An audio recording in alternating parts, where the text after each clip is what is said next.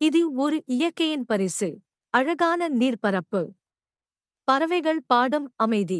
இந்த லாகூன் நம் பூமியின் கண்ணாடி போல பரிசுத்தமாக இருந்தது. ஆனால் இன்று அந்த கண்ணாடியில் மாசும் கரையும் விழுந்துவிட்டது. மனிதன் வீசும் கழிவுகள் இந்த நீரின் உயிர் சுரக்கும் சுவாசத்தை மூடிக்கொண்டிருக்கின்றன. இது வெறும் காட்சி அல்ல. இது உயிர்கள் அழிந்த குரல். இது மாசுபடுத்தப்பட்ட ஒலி. இயற்கையின் எச்சரிக்கை. நாம் தினமும் செய்யும் சிறிய தவறுகள் ஒரு பெரிய அழிவாக மாறிக்கொண்டிருக்கின்றன. இந்த அழகு மீண்டும் மலர முடியும். மாற்றம் நம்மிடம்தான் தொடங்க வேண்டும்.